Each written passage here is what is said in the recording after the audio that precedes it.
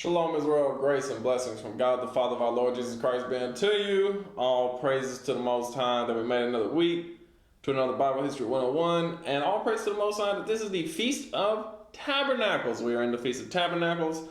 I have my booth, as the scripture says, my tent set up in another location. I'll be going there shortly after I do the Bible History 101 lesson. I'm not quite sure how I'm going to do it this Sabbath. For the Sabbath lesson, I don't think I can actually set up a stream out there. Maybe do some sort of vlog or just do what I'm doing now. Do the lesson and then go. We'll see. But let me see how this goes. How this is going, rather. Let me see how this goes. Okay. How this is going, rather. Okay, all praise to the Most High. I do got some. Okay. I got audio. That's all I was looking for. I got audio. So all praise to the Most High for that. We're going to go ahead and get started. Let me bring this down so y'all can actually see where we're at. Excuse me. Okay, so if y'all recall from last week, towards the end of the lesson, we went into like some Day of Atonement stuff. But if y'all can remember before that, we read about how, excuse me one moment, let me just plug that up. We read about how Joseph became the right-hand man to the Pharaoh in Egypt, all right? And this was probably sometime during the 17th dynasty, maybe towards the end of the 17th dynasty. It doesn't say specifically the Pharaoh's name. And, the further you go back, especially when you go to Genesis, it's hard to put, like, hard, concrete dates on things just because of archaeology not being the best when it comes to recording history, and the Bible doesn't say like such and such BC. But anyway, starting with Genesis 42 and verse 1. Now when Jacob saw that there was corn in Egypt, Jacob said unto his sons, Why do ye look one upon another? And he said, Behold, I have heard that there is corn in Egypt. Get you down thither, and buy for us from thence, that we may live and not die. And Joseph's 10 brethren went down to buy corn in Egypt. But Benjamin, Joseph's brother, Jacob sent not with his brethren, for he said, Lest peradventure mischief befall him. Right, so now, since Jacob believes Joseph died, he's like, look, I got to be very protective over Benjamin. He's the only son of Rachel that I have left, right? And the sons of Israel, plus, Benjamin's the baby boy. All right. And the sons of Israel came to buy corn among those that came, for the famine was in the land of Canaan. Right. So everybody, not just Jacob's children, but everybody's going down into Egypt to buy corn, to buy food, rather.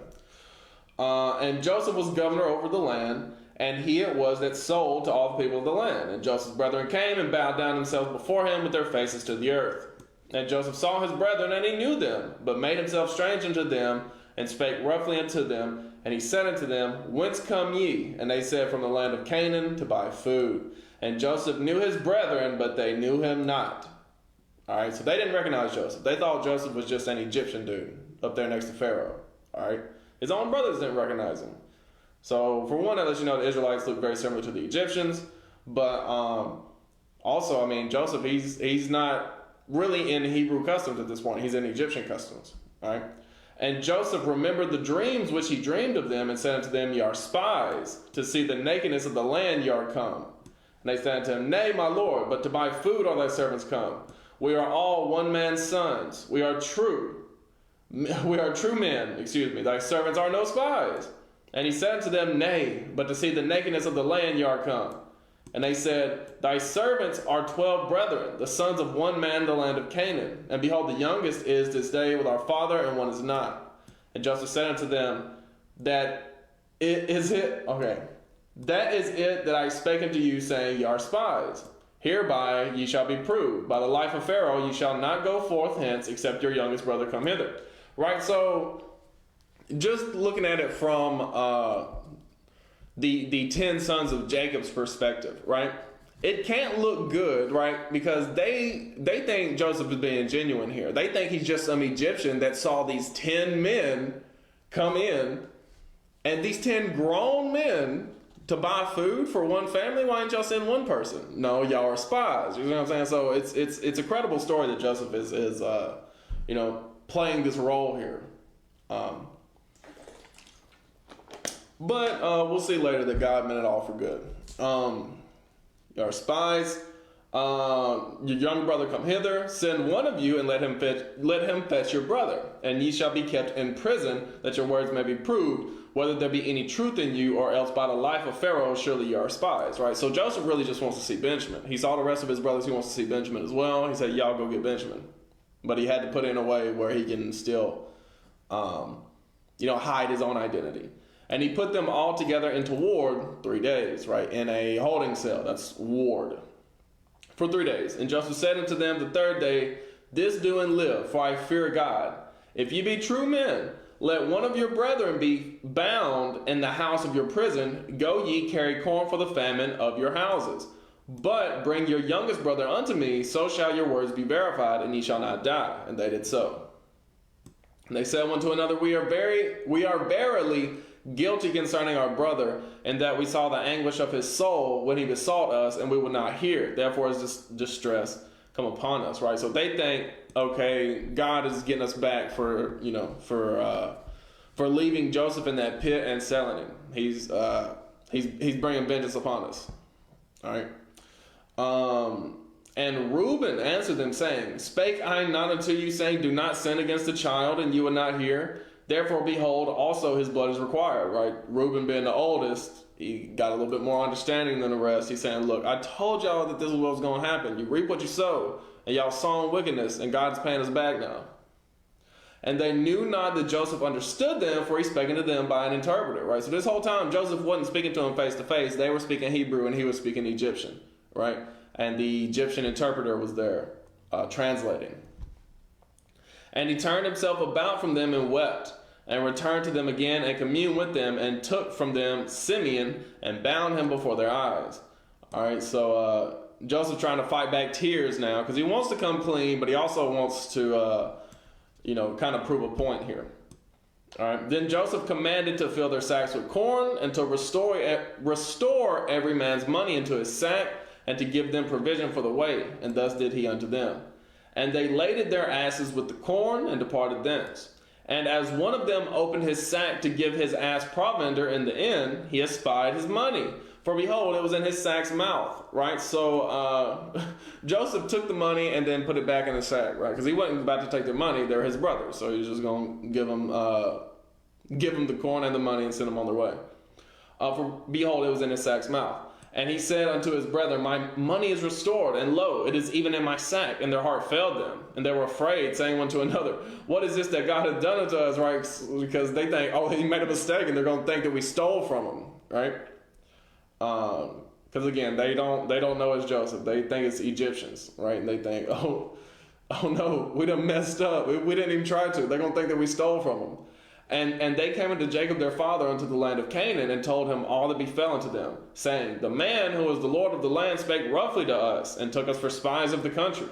And we said unto him, we are true men, we are no spies. We be 12 brethren, sons of our father, one is not, and the youngest is this day with our father in the land of Canaan. And the man, the Lord of the country, said unto us, hereby shall I know that ye are true men. Leave one of your brethren here with me, and take food for the famine of your households, and be gone. And bring your youngest brother unto me, then shall I know that ye are no spies, but that ye are true men. So will I deliver you your brother, and ye shall traffic in the land, right? You'll be able to come and go freely. And it came to pass, as they emptied their sacks, that behold, every man's bundle of money was in his sack. And when both they and their father saw the bundles of money, they were afraid.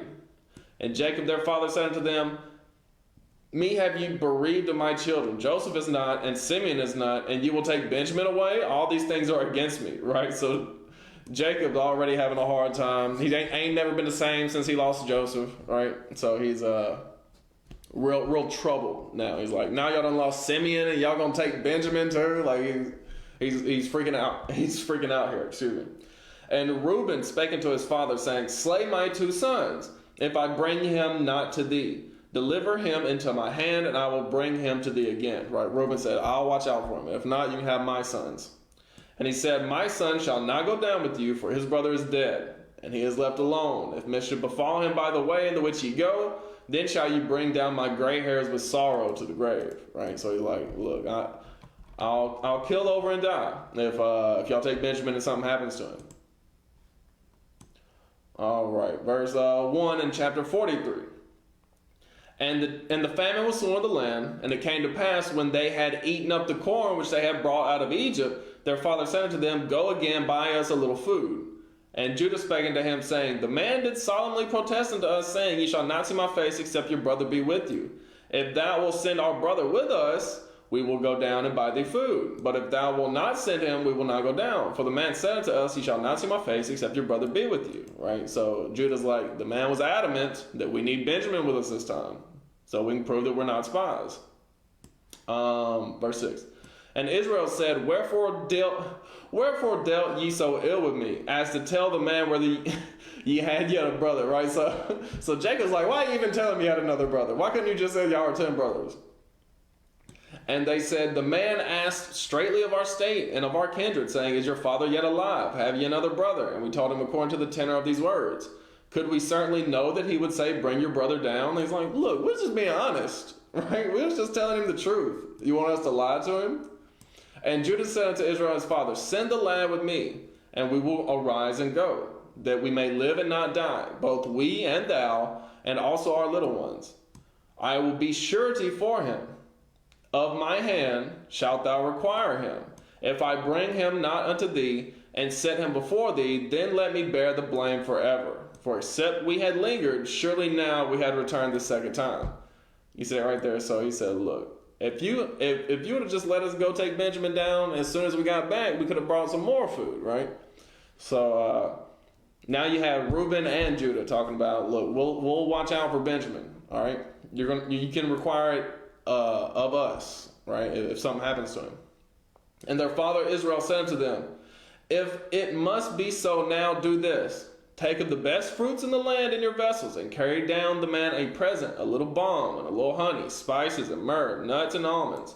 And take double money in your hand, and the money that was brought again in the mouth of your sacks, carry it again in your hand. Peradventure, it was an oversight, right? Maybe they didn't realize what had happened.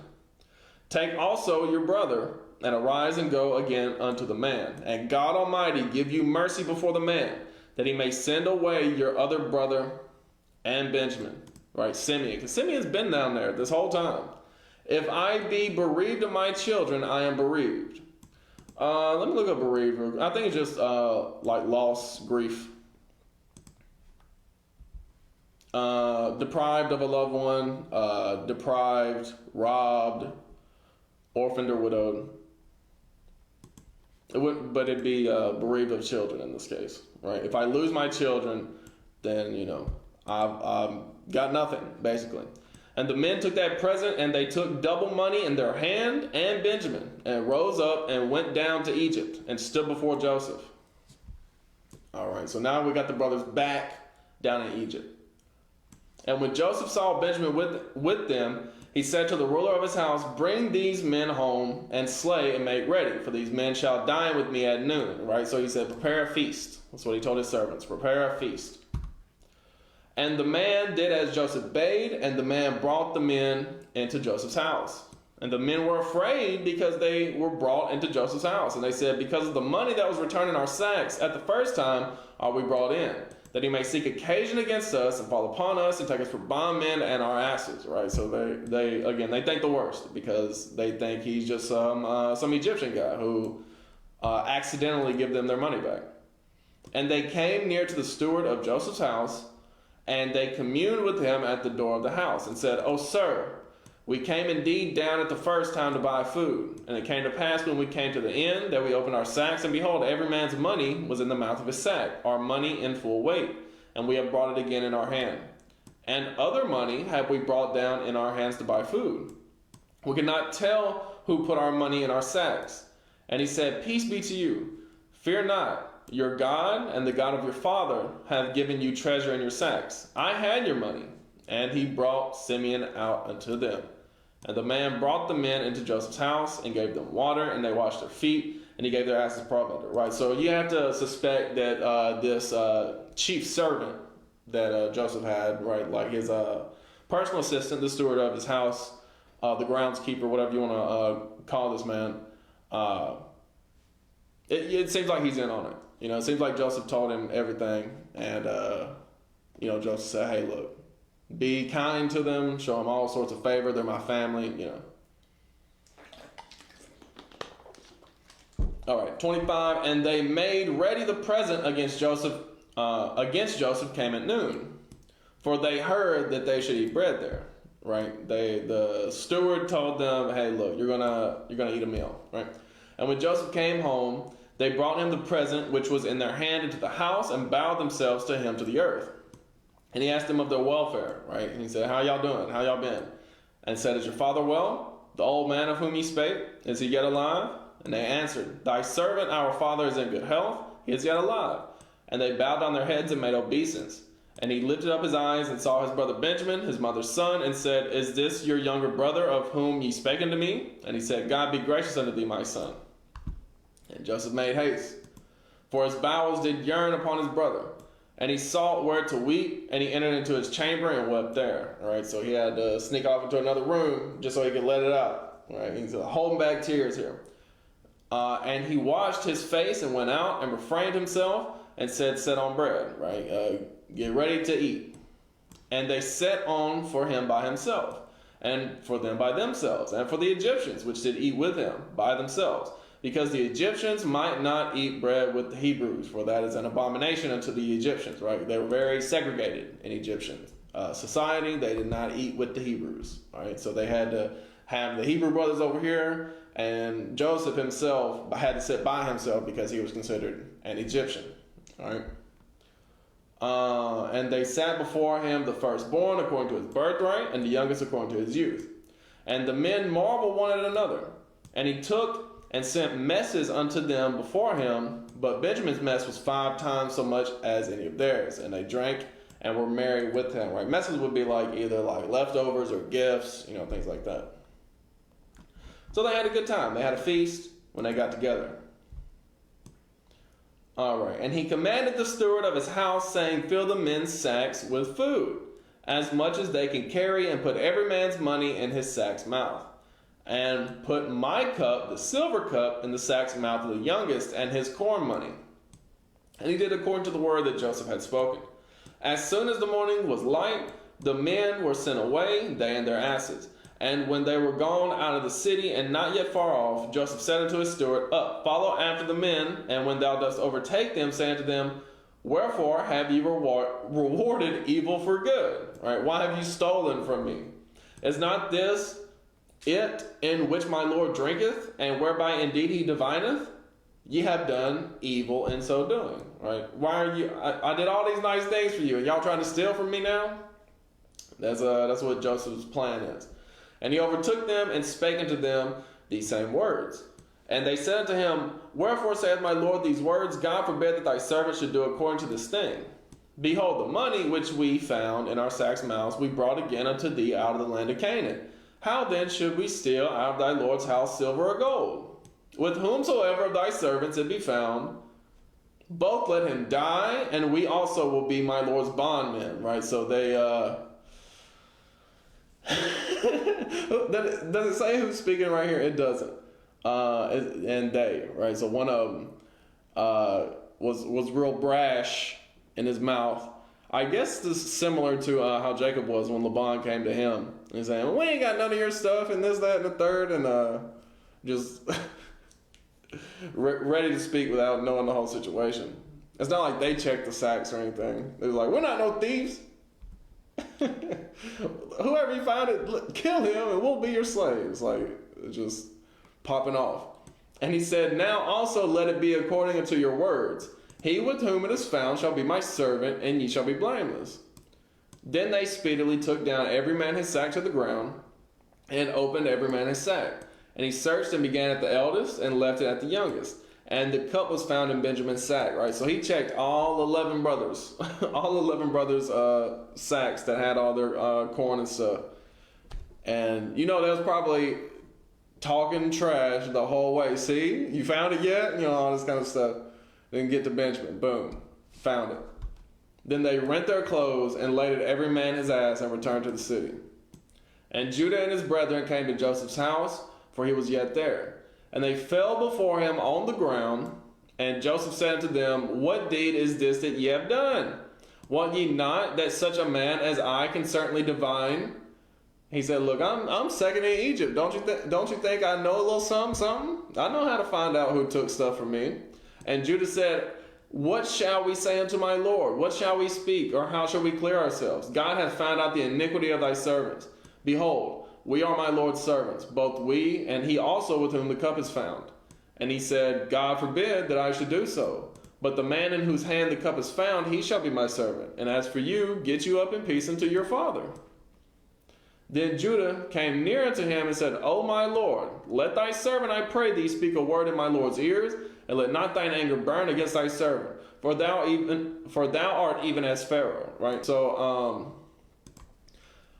it doesn't really say, and we can't really tell if Joseph really had any plan as far as like to keep Benjamin as a servant. I don't believe he did, and it doesn't really say that. This is more just a ruse just to get him around him again.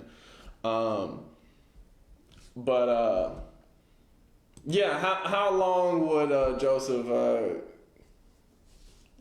keep this going? If we'll see in the next chapter, but Judah is pleading to Joseph. My Lord asked his servants, saying, have ye a father or a brother? And we said unto my Lord, we have a father, an old man, and a child of his old age, a little one, and his brother is dead. And he alone is left of his mother, and his father loveth him. And thou said unto thy servants, bring him down unto me, that I may set mine eyes upon him. And we said unto my Lord, the lad cannot leave his father. For if he should leave his father would die.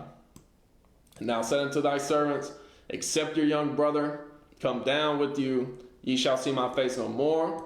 And it came to pass, when we came up unto thy servant my father, we told him the words of my Lord, and our father said, go again and buy us a little food. And we said, we cannot go down. If our youngest brother be with us, then will we go down. For we may not see the man's face, except our youngest brother be with us. And thy servant my father said unto us, ye know that my wife bare me 2 sons, and the one went out from me, and I said, surely he is torn in pieces, and I saw him not since. And if ye take this also from me, and mischief befall him, ye shall bring down my gray hairs with sorrow to the grave. Right? So Judah is just filling in Joseph on this whole situation, saying, hey, look, I'll tell you the situation that we're in and why it can't be Benjamin that goes with you. Now, therefore, when I come to thy servant my father, and the lad be not with us, seeing that his life is bound up in the lad's life, it shall come to pass, when he seeth that the lad is not with us, that he will die. And thy servant shall bring down the gray hairs of thy servant our father with sorrow to the grave. For thy servant became surety for the lad unto my father, saying, if I bring him not unto thee, then I shall bear the blame to my father forever. Now therefore I pray thee, let thy servant abide instead of the lad, a bondman to my Lord. Right? Judah said, let me take Benjamin's place. All right, because Benjamin has to go back to see our father. All right, and let the lad go up with his brethren. For how shall I go up to my father, and the lad be not with me, lest peradventure I see the evil that shall come on my father? Right? So he said, look, I don't want to see my dad have a heart attack and die because Benjamin's not with us. Right? I don't want to see him get depressed and die. So take me instead. All right, so this is Genesis 45, starting with 1. Then Joseph could not refrain himself before all them that stood by him, and he cried, cause every man to go out from me. And there stood no man with him, while Joseph made himself known unto his brethren. Right, so Joseph said, all the Egyptian servants, get out of here. Because I doubt even all the Egyptians really knew who Joseph was. They just knew that Pharaoh had hired him, had made him the right-hand man. I doubt they knew that Joseph himself was a Hebrew.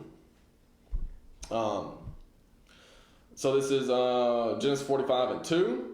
And he wept aloud, big bitter cry. And the Egyptians in the house of Pharaoh heard. And Joseph said unto his brethren, I am Joseph. Doth my father yet live? And his brethren could not answer him, for they were troubled at his presence. Right? So they're like, what? Like they seen a ghost. Because they really thought Joseph was dead at this point. Or like a slave somewhere. And Joseph said unto his brethren, come near to me, I pray you. And they came near. And he said, I am Joseph your brother, whom ye sold into Egypt. Now therefore be not grieved, nor angry with yourselves, that ye sold me hither. For God did send me before you to preserve life. For these 2 years hath the famine been in the land. Right, so we're only the 2nd year into the famine. If y'all remember last week, It's 7 years of this famine. All right, they're only in year 2. Oh, wow. And they're already coming back again for more corn. Crazy. All right. And yet, there are 5 years in the which there shall neither be earing nor harvest. And God sent me before you to preserve you a posterity in the earth, and to save your lives by a great deliverance. So now it was not you that sent me hither, but God. And he hath made me a father to Pharaoh, and lord of all his house, and a ruler throughout all the land of Egypt. Haste ye, and go up to my father, and say unto him, Thus saith thy son Joseph, God hath made me lord of all Egypt. Come down unto me, tarry not. Don't wait, but come down. Thou shalt dwell in the land of Goshen, and thou shalt be near unto me, thou and thy children, and thy children's children, and thy flocks and thy herds, and all that thou hast. All right, in the land of Goshen. Goshen is that whole area in the north of Egypt, right where the Nile lets out. Let's see if I got a map of Goshen up here. I know it's on like the Abraham Journeys map. Give me 1 second. Here we go. It shows Goshen a little bit. I know it's gonna be blurry whenever I zoom in, but Goshen is up here, like all where the Nile splits up into all this, like all that's fertile and all that's the best of Egypt. That's Goshen. All right. All right, all that thou hast, verse 11. And there will I nourish thee, for yet there are 5 years of famine, lest thou and thy household and all that thou hast come to poverty. And behold, your eyes see, and the eyes of my brother Benjamin, that it is my mouth that speaketh to you. And ye shall tell my father of all my glory in Egypt, and of all that ye have seen. And ye shall haste and bring down my father hither. Right, do it quickly. Right, Joseph's like, I want to see my dad. I want to see him before he dies. I haven't seen him in years. Y'all bring him down quickly. And he fell upon his brother Benjamin's neck and wept, and Benjamin wept upon his neck. Right, so they're hugging, embrace, and crying in each other's arms. It's a beautiful thing. It's a beautiful thing to see these brothers reunited. Moreover, he kissed all his brethren and wept upon them. And after that, his brethren talked with him. Right, so they was catching up. Right, so again, beautiful thing to see the brethren reunited. And the fame thereof was heard in Pharaoh's house, saying, Joseph's brethren are come. And it pleased Pharaoh well and his servants. Right? So Pharaoh's house, they're like, oh, I didn't know Joseph still had family. But come on, bring him down, right? Because Pharaoh loves Joseph. And Pharaoh said unto Joseph, say unto thy brethren, this do ye, lay your beasts, and go get you into the land of Canaan. And take your father and your households, and come unto me, and I will give you the good of the land of Egypt, and ye shall eat the fat of the land. Now thou art commanded, this do ye, take you wagons out of the land of Egypt for your little ones, and for your wives, and bring your father and come. Also regard not your stuff, for the good of all the land of Egypt is yours. He said, you can leave your stuff, because when you get here, you can have anything you want in Egypt. We'll give you whatever, right? Because Pharaoh's just happy that Joseph is going to be happy. Right? He wants to keep Joseph happy, especially for the next 5 years. Y'all see what I'm saying? Not only is this Pharaoh being nice, this is like a political move for Pharaoh as well. Like if he knows that God is dealing with Joseph, and God has blessed the land of Egypt for Joseph's sake. So he said, I got to keep Joseph happy. Verse 21. And the children of Israel did so. And Joseph gave them wagons according to the commandment of Pharaoh, and gave them provision for the way. To all of them he gave each man changes of raiment, but to Benjamin he gave 300 pieces of silver and 5 changes of raiment. Right, because that's, I suppose, I don't really know what it's like to have brothers of, like a whole bunch of different mothers, right? I don't know what that's like. Some people can attest to that. But to have a brother who, they're probably the closest in age as well, but have a connection with him that he didn't necessarily have with the other brothers. Because besides Benjamin, Joseph was the youngest.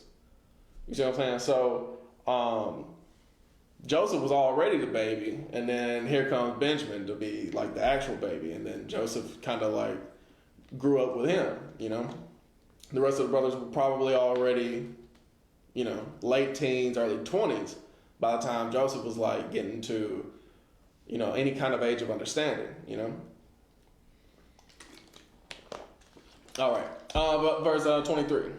And to his father he sent after this manner 10 asses laden with the good things of Egypt, and 10 she-asses laden with corn and bread and meat for his father by the way. Right? Sending all sorts of gifts. Sending all sorts of gifts to his dad. So he sent his brethren away, and they departed. And he said unto them, see that ye fall not out by the way. Right? So, hey, stay on the path, stay on the road. And they went up out of Egypt, and came into the land of Canaan unto Jacob their father, and told him, saying, Joseph is yet alive, and he is governor over all the land of Egypt. And Jacob's heart fainted, for he believed them not. Right? So, how could he? How could he believe them? Right? Because he thought his son died years and years ago. They told him all the words of Joseph, which he had said unto them. And when he saw the wagons which Joseph had sent to carry him, the spirit of Jacob their father revived. And Israel said, it is enough. Joseph, my son, is yet alive. I will go and see him before I die. Right? So he said, hey, look, I got a new lease on life. I got one last thing I got to do before I die. I got to go see my son, Joseph. All right. So we're going to read this.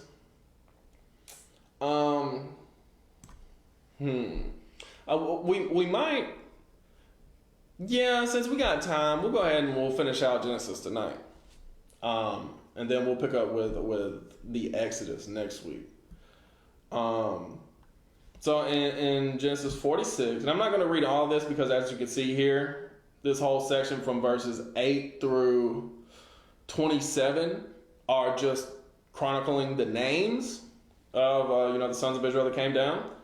But, read that in your own time. There's good stuff there. Like it talks about how, if you go to when it's talking about Issachar, you see Tola as the firstborn of Issachar. Let's see. I know I'm kind of jumping around here, but so the Gad, Asher, the sons of Leah.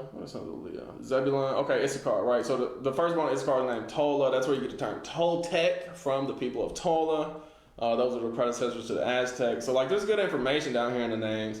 And, if you're just looking for, baby names or whatever, there's good names down there. But we're just here for the history. We're not here to read all of it. So in Genesis 46:1, and Israel took his journey with all that he had and came to Beersheba and offered sacrifices unto the God of his father Isaac. You see that right there? So he praised God in Beersheba on the way down. And God spake unto Israel in the visions of the night and said, Jacob, Jacob. And he said, here am I. And he said, I am God, the God of thy father. Fear not to go down into Egypt, for I will there make of thee a great nation. I will go down with thee into Egypt, and I will also surely bring thee up again. And Joseph shall put his hand upon thine eyes. Right? So God promised him, look, you go down into Egypt, I'm going to populate you there. Right? You're going to be a great nation. You're going to be made a great nation in Egypt. And Jacob rose up from Beersheba, and the sons of Israel carried Jacob their father, and their little ones, and their wives, and the wagons which Pharaoh had sent to carry him. And they took their cattle and their goods, which they had gotten in the land of Canaan, and came into Egypt. Jacob and all his seed with him, his sons and his sons' sons with him, his daughters and his sons' daughters. All his seed brought he with him into Egypt. All right, so then it goes ahead and lists all the people that came down into Egypt, or at least all the sons of Jacob that came down into Egypt. All right. So in Genesis 46 and verse 28, and he sent Judah before him unto Joseph to direct his face unto Goshen. And they came into the land of Goshen. Right. So he sent Judah and said, hey, show us where to go. All right. And Joseph made ready his chariot and went up to meet Israel his father to Goshen, and presented himself unto him, and he fell on his neck and wept on his neck a good while. Right, that long, like if you ain't seen your parent in a long time, this is the epitome of that, and that long, strong hug, right? And Israel said unto Joseph, now let me die, since I have seen thy face, because thou art yet alive. And Joseph said unto his brethren and to his father's house, I will go up and show Pharaoh, and say unto him, my brethren in my father's house, which were in the land of Canaan, are come unto me. And the men are shepherds, for their trade had been to feed cattle, and they brought their flocks and their herds and all that they had. And it shall come to pass when Pharaoh shall call you and shall say, what is your occupation? That ye shall say, thy servant's trade hath been about cattle from our youth even until now, both we and also our fathers, that ye may dwell in the land of Goshen. For every shepherd is an abomination unto the Egyptians, right? So every shepherd is an abomination to the Egyptians because of the history, even up until this point, that the Egyptians had with the Hyksos, the shepherd kings who came from some area around Canaan, perhaps even from Lydia, which would be like Turkey. The Hyksos came in and they, took over Egypt for a dynasty. I don't know which one. You have to look into that. Maybe the 15th or 16th dynasty was the Hyksos dynasty. But at this point, which we would be in the latter portion of the 17th dynasty here.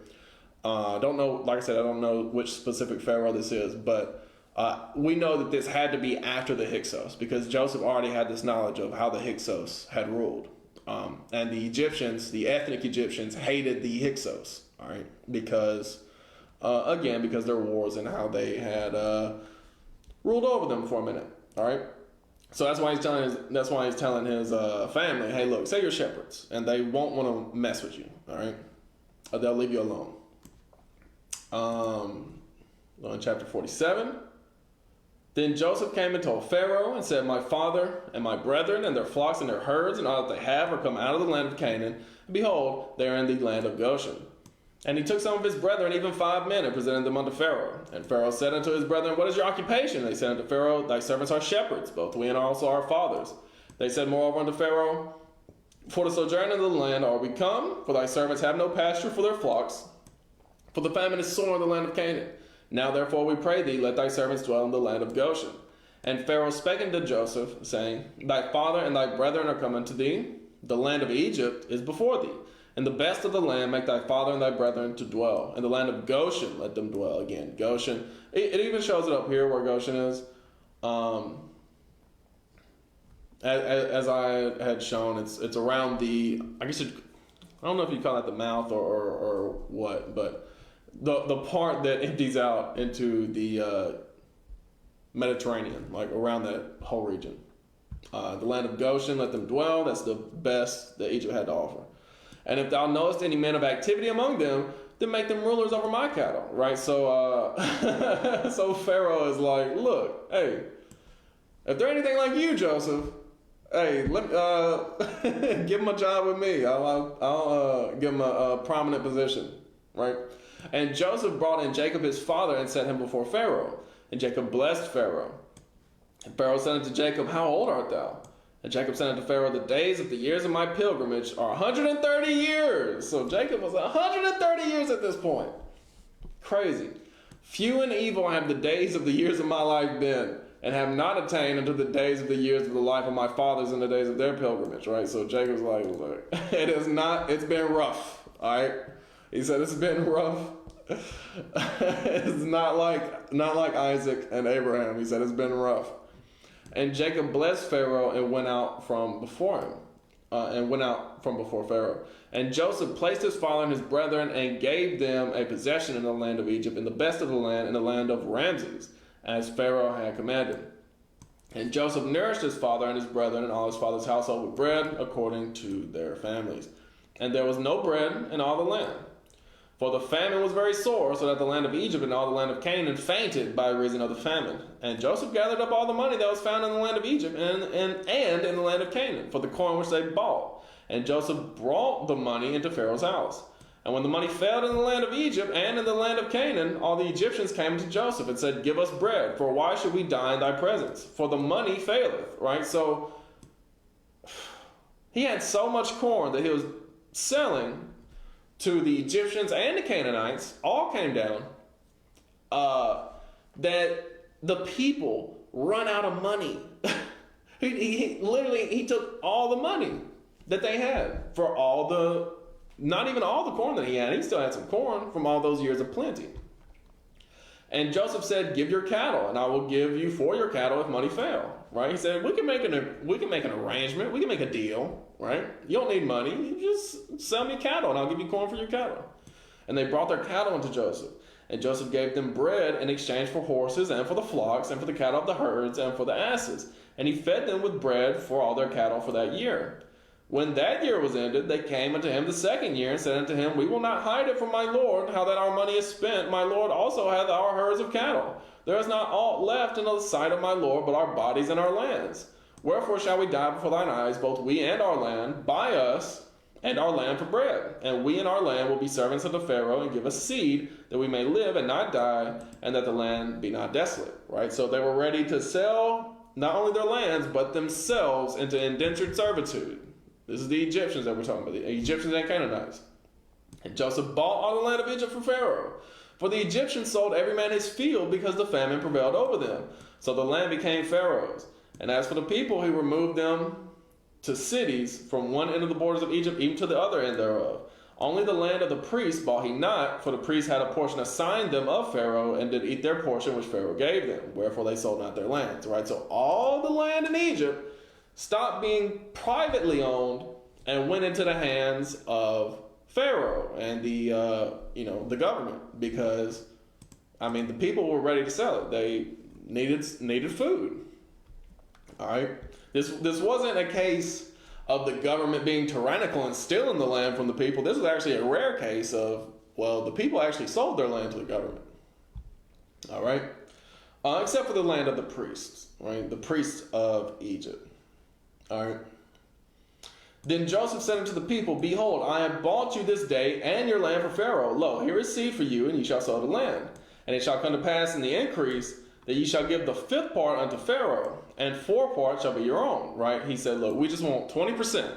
It's our land that you're selling with. We just want 20%. For the seed of the field, and for your food, and for them of your households, and for food for your little ones. And they said, Thou hast saved our lives. Let us find grace in the sight of my Lord, and we will be Pharaoh's servants. And Joseph made it a law over the land of Egypt unto this day, that Pharaoh should have the 5th part, except the land of the priests only, which became not Pharaoh's. Right? So that carried over. After Joseph's death, that carried over. The pharaohs that came after, they kept that. Of course, they kept the 20%. That's some high taxes, but hey, it is what it is. It all makes sense how it came about. It wasn't just the government tried to take over. It was the people sold the land to the government. And Israel dwelt in the land of Egypt, in the country of Goshen, and they had possessions therein, and grew and multiplied exceedingly. And Jacob lived in the land of Egypt 17 years. So the whole age of Jacob was 147 years. All right. So he didn't live as old as Abraham did. I don't even think he lived as old as Isaac did. I think Isaac actually lived older than Abraham, if I recall correctly. But Jacob, he was content there towards the end, because, he reunited with Joseph, and then he lived another 17 years after that. And the time drew nigh that Israel must die, and he called his son Joseph, and said unto him, If now I have found grace in thy sight, put, I pray thee, thy hand under my thigh, and deal kindly and truly with me. Bury me not, I pray thee, in Egypt. But I will lie with my fathers, and thou shalt carry me out of Egypt, and bury me in their burying place. And he said, I will do as thou hast said. And he said, Swear unto me. And he swore unto him. And Israel bowed himself upon the bed's head. All right, so Jacob wanted to be buried with Abraham and Isaac, naturally. In Genesis 48, in verse 1. It came to pass after these things, that one told Joseph, Behold, thy father is sick. And he took with him his 2 sons, Manasseh and Ephraim. And one told Jacob, and said, Behold, thy son Joseph cometh unto thee. And Israel strengthened himself, and sat upon the bed. And Jacob said unto Joseph, God Almighty appeared unto me at Luz in the land of Canaan, and blessed me. Right, Luz being Bethel. And said unto me, Behold, I will make thee fruitful and multiply thee, and I will make thee a multitude of people. And I will give this land to thy seed after thee for an everlasting possession. And now thy 2 sons, Ephraim and Manasseh, which were born unto thee in the land of Egypt, before I came into the end of Egypt, are mine. As Reuben and Simeon, they shall be mine. Right? So Jacob was like, look, my grandsons are just as my sons. Right? And thy issue, which thou begettest after them, shall be thine.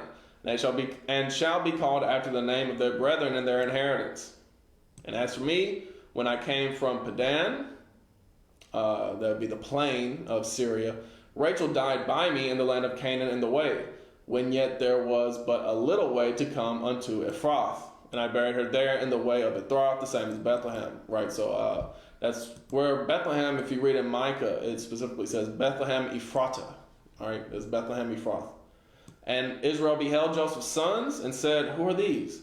And Joseph said unto his father, "These are my sons, whom God hath given me in this place." And he said, "Bring them, I pray thee, unto me, and I will bless them." Now the eyes of Israel were dim for age, so that he could not see.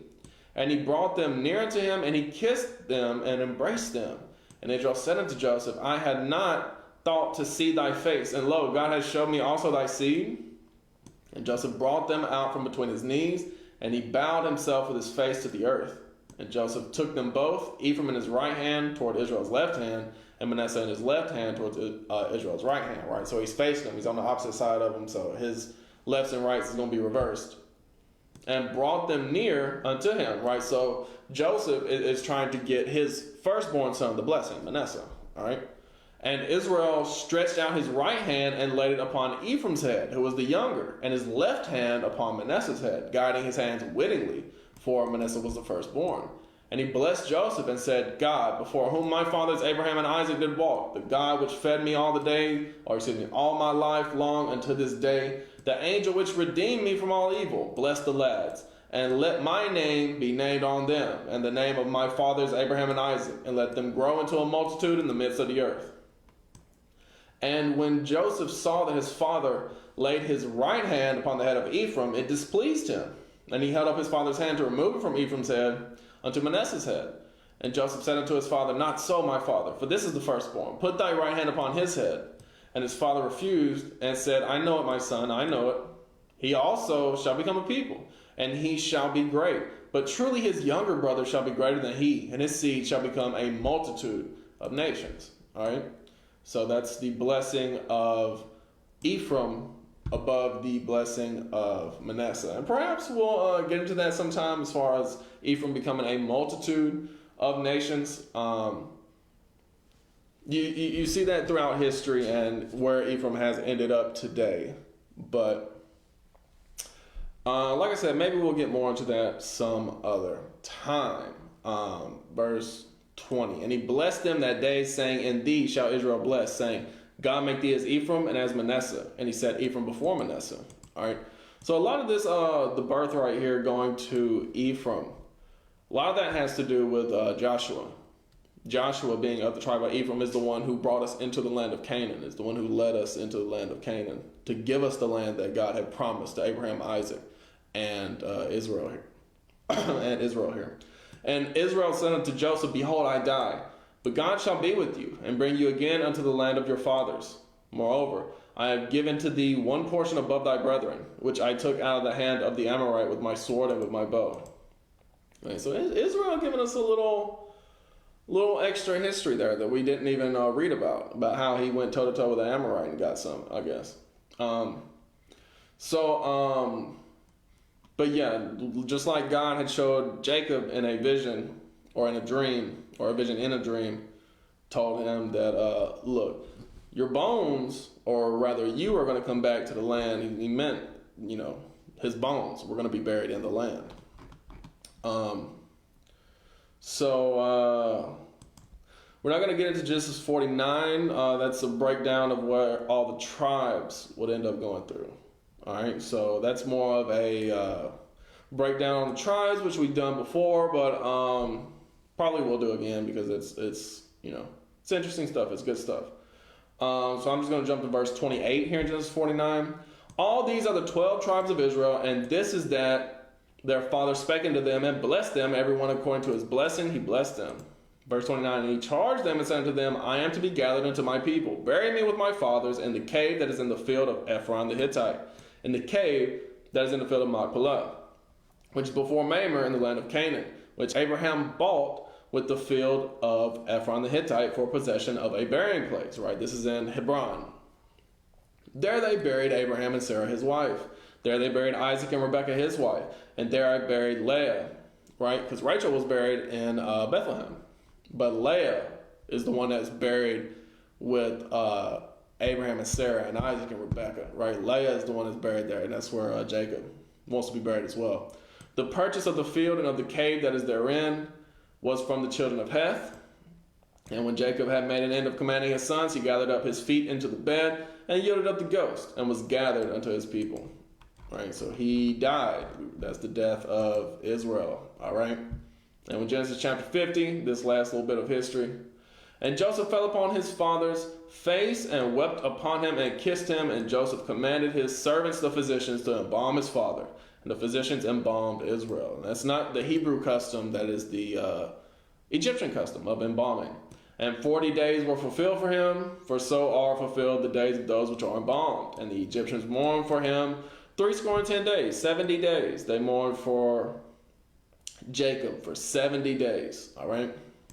And when the days of his mourning were past, Joseph spake unto the house of Pharaoh, saying, If now I have found grace in your eyes, speak, I pray you, in the ears of Pharaoh, saying, My father made me swear, saying, Lo, I die in my grave, which I have digged for me in the land of Canaan. There shalt thou bury me. Now therefore let me go up, I pray thee, and bury my father, and I will come again. And Pharaoh said, Go up and bury thy father, according as he made thee swear. And Joseph went up to bury his father, and with him went up all the servants of Pharaoh, the elders of his house, and all the elders of the land of Egypt, and all the house of Joseph, and his brethren, and his father's house. Only their little ones, and their flocks, and their herds, they left in the land of Goshen. And there went up with him both chariots and horsemen, and it was a very great company. And they came to the threshing floor of Atad, which is beyond Jordan. And there they mourned with a great and very sore lamentation. And he made a mourning for his father 7 days, right? So they had a whole funeral service for like a week. And when the inhabitants of the land, the Canaanites, saw the mourning in the floor of Atad, they said, This is a grievous mourning to the Egyptians. Therefore, wherefore the name of it was called Abel Mizraim, which is beyond Jordan, right? So that means mourning of the Egyptians. That's what Abel Mizraim means. And his sons did unto him according as he commanded. For his sons carried him into the land of Canaan and buried him in the cave of the field of Machpelah, which Abraham bought with the field for possession of a burying place of Ephron the Hittite before Mamre. Oh, come on, I didn't mean to do that. Let's go back. Come on now. And Joseph returned into Egypt, he and his brethren, and all that went up with him to bury his father, after he had buried his father. And when Joseph's brethren saw that their father was dead, they said, Joseph will peradventure hate us, and will certainly requite us all the evil which we did unto him. All right, so it's been years and years now. It's been 17 years since all that went down, and they're still tripping, thinking Joseph's gonna try to get them back. And they sent a messenger unto Joseph, saying, Thy father did command before he died, saying, So shall you say unto Joseph, Forgive, I pray thee, now the trespass of thy brethren and their sin, for they did unto thee evil, and now we pray thee, forgive the trespass of the servants of the God of thy father. And Joseph wept when they spake unto him, right? Because this is crazy. This is crazy because, first of all, Jacob didn't say that. that's cap. That's lies. Jacob did not say that at all. But Joseph just kind of like, you got to expect this. When it says he wept, this is kind of like that cry where you kind of laughing a little bit too. And you just kind of laugh like, this is a crazy situation.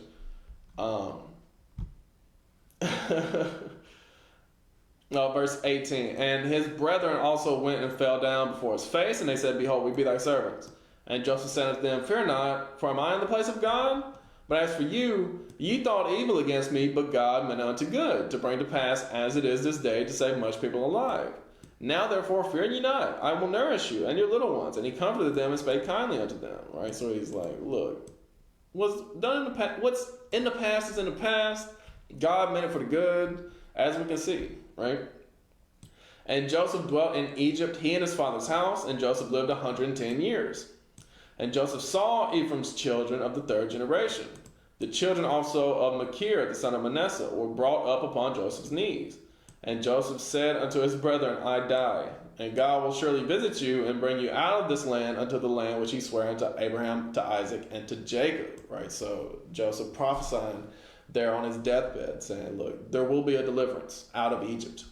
And Joseph took an oath of the children of Israel, saying, God will surely visit you, and ye shall carry up my bones from hence. Right? He said, I don't want to be buried here. Y'all can bury me here now, but when we leave, when God delivers us, you carry up my bones too. So Joseph died being 110 years old, and they embalmed him, and he was put in a coffin in Egypt. All right.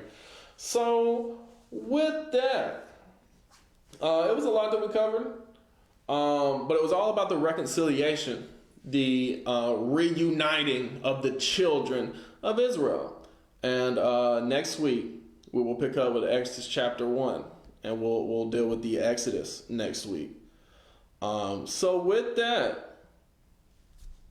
all praises to the Most High. Hope y'all learned something. Happy Feast of Tabernacles.